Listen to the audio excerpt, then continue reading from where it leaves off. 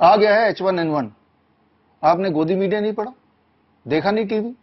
अरे तो देख लीजिए, स्वागत कीजिए H1N1 का, एक साथ पढ़ लेते हैं कि क्या खबर है। ये आज के अखबार है, अगर आप देख पा रहे हैं इसको, एक बड़ा सा न्यूज है, अंदर के पेज में है। ये धीरे धीरे ये पेज अंदर के पेज से ये जंप करता हुआ थोड़े दिन में, 2-4 दिन 5 दिन में ये आगे के पेज में आने ही वाला है। और अगर मैं इसको पढ़ूं, H1N1 cases on rise, expert से नो कॉज फॉर अलार्म, घबराने की कोई बात नहीं है। आगे इसमें लिखते हैं कि भाई H1N1 6 गुना ज्यादा तेजी से बढ़ रहा है, और इसमें उल्टी होती है, और इसमें फीवर आता है, और इसमें बॉडी एक होता है, और अस्थमा के लोगों को ज्यादा चिंता करनी चाहिए, छोटे बच्चों को ज्यादा चिंता करनी चाहिए। अभी तक तो करीब 88 लोग मर भी चुके हैं, लेकिन चिंता की कोई बात नहीं, घबराने की कोई जरूरत नहीं है। और हर साल इससे लोग मरते हैं, और ये बड़ा खतरनाक है, और इसमें रेस्पिरेटरी फेलियर भी हो सकता है, लेकिन घबराने की कोई बात नहीं। आप गौर करेंगे, थोड़ा रिसर्च करेंगे तो पाएंगे कि ये जो खबर है H1N1 केसेस ऑन राइज, तो expert says no cause for alarm, घबराने की कोई बात नहीं है। थोड़े दिन पहले यही आया था, लेकिन यहाँ पे H1N1 की जगह कोविड दोबारा आ गया था, उससे पहले याद कीजिए नीपा दोबारा आ गया था, उससे पहले याद कीजिए HMPV दोबारा आ गया था, उससे पहले मंकी पॉक्स दोबारा आ गया था। सिर्फ यहाँ पे ये चेंज होता है, और ये जो सेंटेंस है बिल्कुल सेम रहता है, और अंदर के जो सिम्टम्स है वो भी बिल्कुल सेम रहते हैं, सिर्फ नाम चेंज होता है। जिस तरह से मूवी हॉल के बाहर पोस्टर चेंज होता है, हीरो की शक्ल चेंज हो जाती है, लेकिन पटकथा, वो जो कहानी है अक्सर वो सेम ही रहती है रोमांटिक फिल्म्स के लिए। ठीक उसी प्रकार से यहाँ भी आप देखेंगे, अगर न्यूज आप खोल के देखें, हर 3-4 महीने पहले कोई ना कोई एक वायरस को लॉन्च कर देते हैं गोदी मीडिया के माध्यम से, लेकिन उन एडिटर्स को मेहनत करने की आवश्यकता नहीं, because symptoms are exactly same. चाहे वो H1N1 हो, चाहे वो कोरोना की बात करें, चाहे वो मंकी पॉक्स की बात करें, चाहे वो HMPV की बात करें, चाहे वो नीपा की बात करें, ये सारे नाम आपको याद आ रहे हैं ना? तो नाम की जगह सिर्फ चेंज हो जाता है, बाकी पूरा जो स्टोरी लाइन है वो वैसे का वैसे ही रहता है, हेडिंग भी वैसे का वैसे ही रहता है। मैं तो आपको चैलेंज करता हूं, आप एक बार देख के तो देखिए, हर 3 महीने में ये घूम फिर के आ ही जाता है, सिर्फ नाम चेंज होता है। तो इस खेल को समझना जरूरी है। खेल शुरू तो हो गया है, लेकिन अभी बहुत छोटे लेवल पे, शायद आपको पता नहीं है। थोड़ा सर्च करेंगे तो छोटे छोटे न्यूज आपको लगभग हर प्रोपेगेंडा टीवी चैनल में मिल ही जाएगा। लेकिन आज के बाद कल थोड़ा और बड़ा, थोड़ा और बड़ा, थोड़ा और बड़ा, बेंगलोर में तो स्कूल भी बंद कर दिया है। तो खैर, यहाँ पे ये समझना पड़ेगा कि हर साल हम में से सब लोग कम से कम एक बार खांसी जुकाम बुखार से ग्रस्त होते हैं। इसे इन्फ्लुएंजा लाइक इलनेस बोलते हैं, इसे फ्लू बोलते हैं। फ्लू बचपन से अभी तक जितनी आपकी उम्र है उतनी बार लगभग आपको फ्लू हुआ ही है, और आगे आने वाले समय में भी होगा। अगर आप जिंदा हैं तो हर साल एक बार, 2 बार, 3 बार भी हो सकता है। खांसी जुकाम बुखार जिसे बोला जाता था, अब हर 3 महीने में उसका एक नया नाम लॉन्च कर दिया है, और इस नाम के पीछे उनके तर्क बिल्कुल सेम है कि हमने टेस्टिंग करके देखा, वो RT-PCR टेस्ट, और इतने केसेस पॉजिटिव, उतने केसेस पॉजिटिव आ गए हैं। 500 केसेस पॉजिटिव तो एक ही स्कूल में आ गए हैं, स्कूल को बंद कर दिया गया है। तो इस तरह की खबर आती है। ये जो पॉजिटिव नेगेटिव का खेल है, ये खेल मैं आपको 2020 बल्कि उससे पहले से बताता आया हूं। याद कीजिए, कोरोना काल के समय से जो लोग मुझे फॉलो करते हैं, इस पे हमने कई सारी किताबें भी लिखी है। नाइस वे टू क्योर कोविड-19, कोविड-1981 virus and the vaccine, one question that can save your life, और फिर और भी किताब है, जैसे H1N1 pandemic launched, monkeypox pandemic launched. इस तरह से ढेरों किताब के माध्यम से, या फिर naked truth of COVID test, आपको बताया ये टेस्ट का खेल।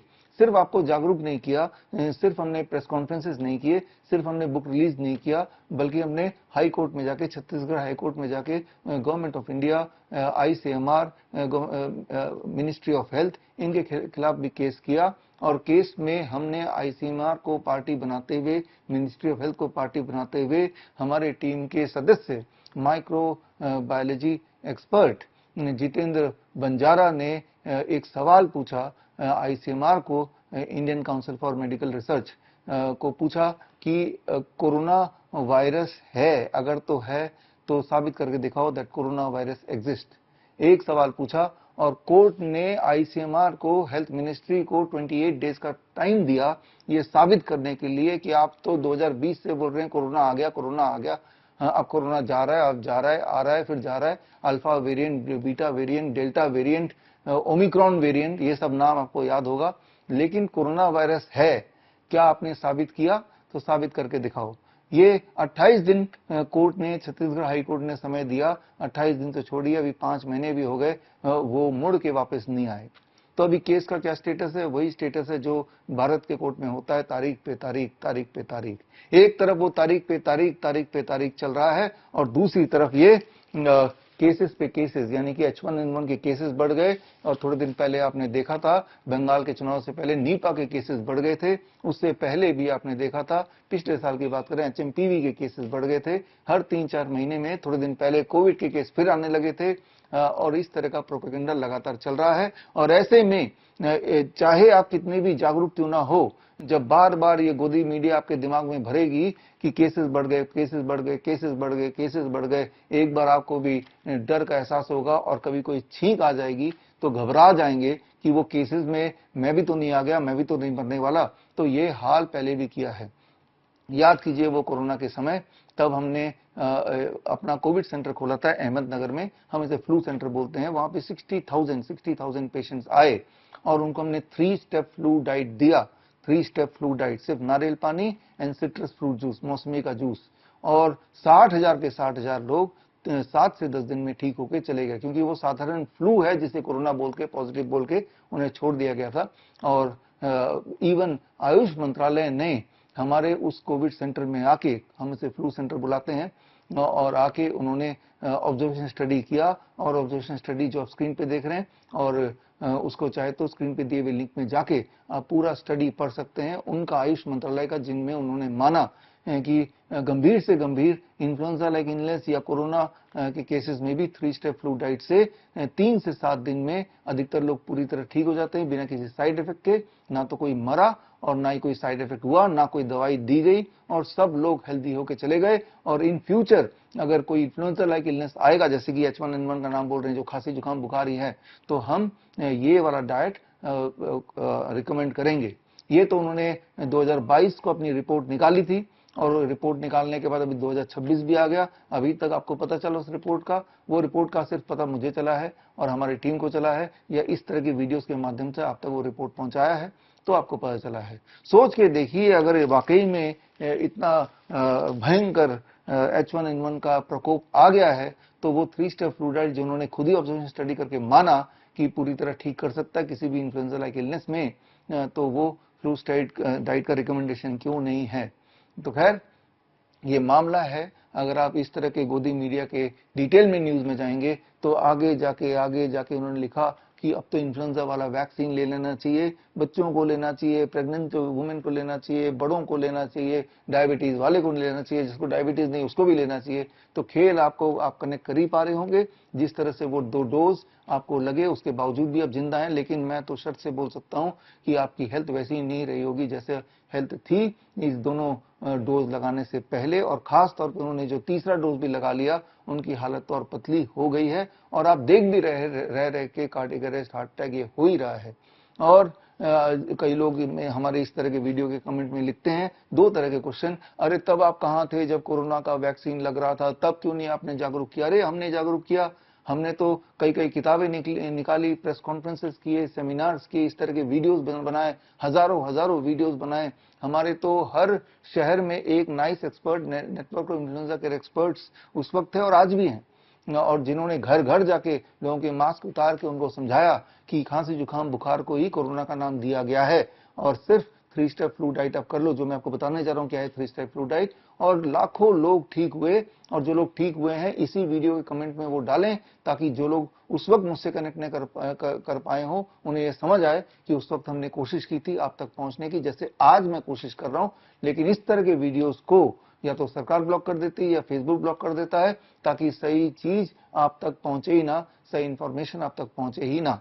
तो अब बारी आती है वो 3 स्टेप फ्लू डाइट क्या है। ये समझने की बात है, जैसे ही आपको खांसी जुकाम बुखार आए या बॉडी एक साथ में हो, तो सबसे पहले इमीडिएटली आप 3 स्टेप फ्लू डाइट 3 दिन तक करेंगे। और 3 दिन तक कैसे करेंगे? डे 1, इसे हम बोलते हैं लिक्विड डाइट, लिक्विड डे। सारा खाना पीना छोड़ के एक फॉर्मूला याद रखिए, बॉडी वेट बाई 10, यानी कि आपका बॉडी वेट 60 kg है, तो बाई 10 दैट बिकम 6, यानी कि पहले दिन 6 ग्लास नारियल पानी लेना है, और 6 ग्लास मौसम्बी या अनारस का जूस लेना है ताजा, पूरे दिन भर में, बस और कुछ नहीं लेना, पानी पी सकते हैं। ये हो गया डे 1। डे 2 डे 2 का फॉर्मूला याद रखिए, that is body weight divided by 20, यानी कि body weight 60 kg divided by 20 अगर है तो दैट बिकम्स 3 नारियल पानी पूरे दिन भर में, 3 सिट्रस फ्रूट जूस पूरे दिन भर में, और साथ में 300 ग्राम टमाटर खीरा टुगेदर। ये हो गया डे 2, जिसे हम फ्लूइड यानी कि लिक्विड और सॉलिड का कॉम्बिनेशन हो गया।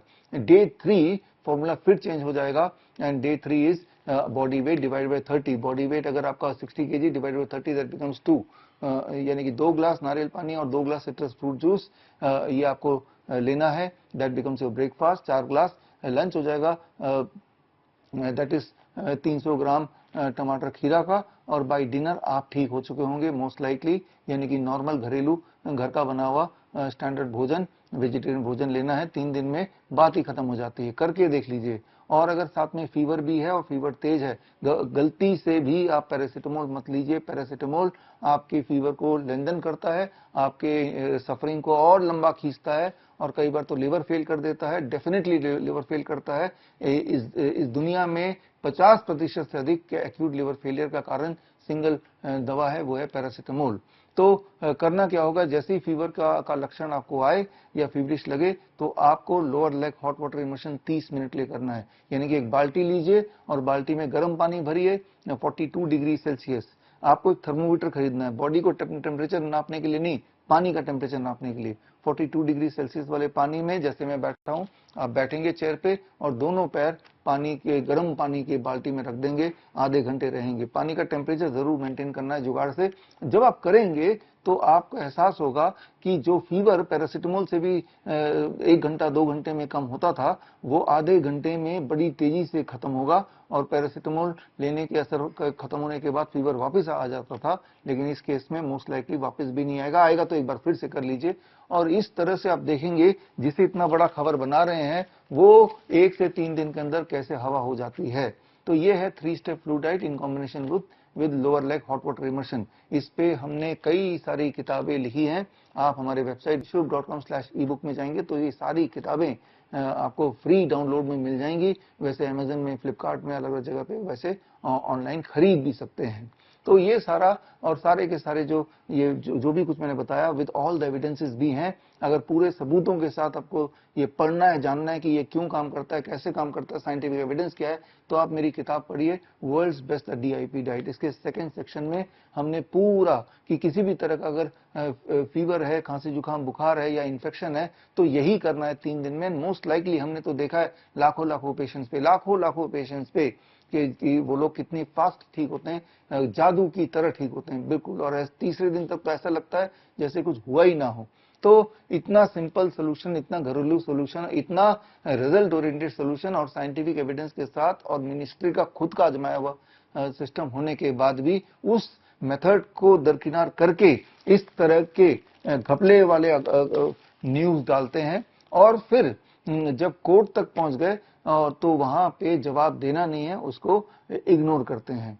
तो इसमें आपको समझना होगा कि आज की तारीख में आपको खुद का डॉक्टर बनना होगा।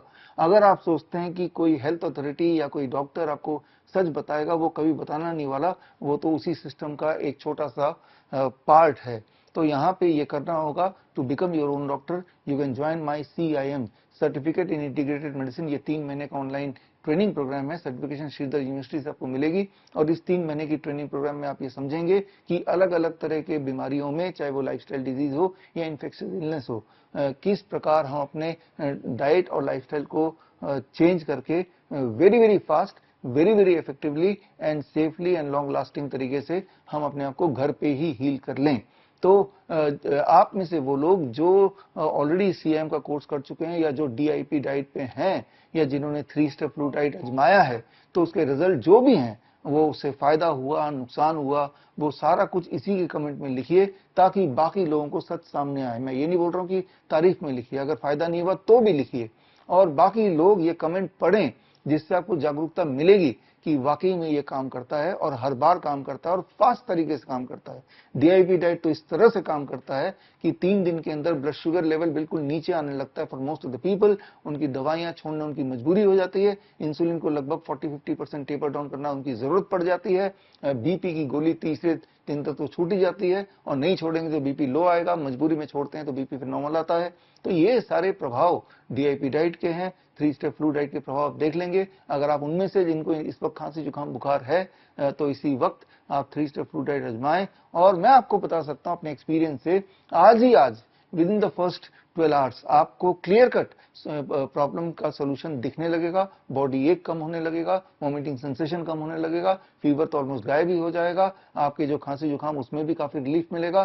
तो जो सिम्टम फ्लू के होते हैं, जिसे कभी H1N1 का नाम दे देते हैं, कभी H1N2 का नाम दे देते हैं, कभी नीपा का नाम से बुलाते हैं, कभी कोरोना बुलाते हैं, ओमिक्रॉन बुलाते हैं, actually these are all influenza like illness. और ये जो टेस्ट का खेल है, ये पूरा खेल समझना है किस तरह से कोई इंसान पॉजिटिव नेगेटिव आता है, तो मेरी किताब जरूर पढ़िए, that is naked truth of COVID test. तो ये टेस्ट का खेल के ऊपर हमने एक्सपेरिमेंट करके साबित सबूतों के साथ ये दिया, और वो ये दिया कि किसी भी 100 लोगों को, हेल्दी लोगों को पकड़ लीजिए और H1N1 का या कोविड का आरटीपीसीआर टेस्ट कराइए, तो इनकी सेटिंग इस तरह से होती है कि 10% the result will become positive irrespective of the health of the person. वो हेल्थ उसकी कैसी भी हो, सारे के सारे क्यों ना हेल्दी हो, 10% के लगभग वो पॉजिटिव आ ही जाता है। फिर उन्हीं पॉपुलेशन में दोबारा से वही वाला टेस्ट करेंगे उसी वक्त, तो दोबारा से 10% रिजल्ट आ जाएगा, लेकिन इस बार वही लोग जो पॉजिटिव थे वो नेगेटिव पाए जाएंगे, और जो नेगेटिव थे वो पॉजिटिव आ जाएंगे। जिस तरह से कॉइन टॉस होता है, जिस तरह से लूडो के डाइस होते हैं, उसी तरह से ये खेल चलता है। आप मेरी बात को विश्वास मत कीजिए, जो एविडेंस मैंने दिए हैं मेरी किताब में, that is the naked truth of COVID test, ये किताब मेरे वेबसाइट से विश्वरूप.com/ebook से आप फ्री डाउनलोड कर सकते हैं, सारे एविडेंस देख सकते हैं। आप मुझे चाहे तो चैलेंज भी कर सकते हैं अगर मैं कहीं से गलत बोल रहा हूं, और जो एविडेंस मैंने उस पर दिए हैं, अगर उस एविडेंस को आपने गलत साबित कर दिया तो मैं आपको 10 लाख रुपए का इनाम देने को तैयार हूं।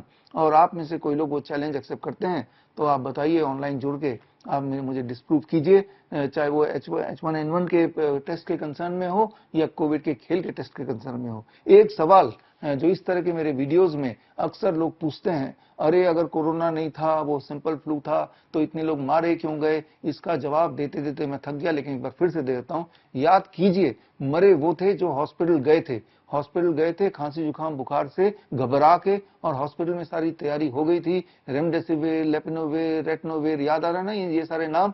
ये जहरीली दवाई अगर किसी को देंगे तो या तो वो बहुत बीमार पड़ेगा या थोड़ा कमजोर होगा तो मर भी जाएगा, हैवी डोज देंगे तो डेफिनेटली मर जाएगा। और जब ये खुलासा होने लगा, भांडा फूटने लगा कि रेमडेसिविर, जिसे अमृत बोला गया था, इस तरह से प्रोपेगेंडा मीडिया ने फैलाया था, जब उसकी असलियत सामने आने लगी तो वो दोबारा बैन हो गया, जो कि ऑलरेडी बैन ड्रग था। राइट, ये रेमडेसिविर ये जापान ने ये बनाया था, लेकिन उनके देश में उस वक्त भी बैन था, आज भी बैन है, पहले भी बैन था, क्योंकि रेमडेसिविर ये सर की दवाइयां लेने से अगर इंसान जिंदा रह भी जाता है तो जेनेटिक डिफेक्ट और आते हैं आने वाले जनरेशंस के लिए। ये सारी चीजें ऑलरेडी रिसर्च पेपर में दर्ज है, और ये सारी बातें मैं बताता आया हूं। तो मैं फिर रिपीट कर रहा हूं, उस वक्त मरे वो थे जो हॉस्पिटल गए, जो हॉस्पिटल नहीं गए वो मरे ही नहीं।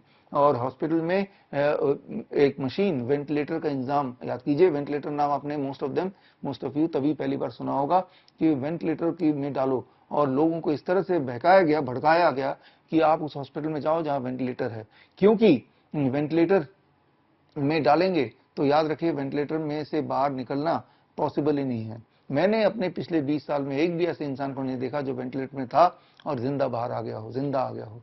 वर्ल्ड एवरेज है कि वेंटिलेटर में जाने के बाद 98% लोगों की तो उसी वक्त डेथ हो जाती है, और 2% पेशेंट बदकिस्मती से अगर या खुशकिस्मती से बाहर आ जाते हैं तो वो और पेनफुल डेथ होती है विद इन 2-3 मंथ्स, यानी कि 100% की मृत्यु विद वेंटिलेटर। अगर आप में से कोई ऐसा है जो ऐसा कोई पेशेंट जानता है जो वेंटिलेटर में जाने के बाद जिंदा हो, तो भी इस कमेंट बॉक्स में लिखिए। और अगर आप ऐसे लोगों को जानते हैं जो वेंटिलेटर में गए कभी आए ना, तो वो भी आए नहीं, तो वो भी आप लिखिए।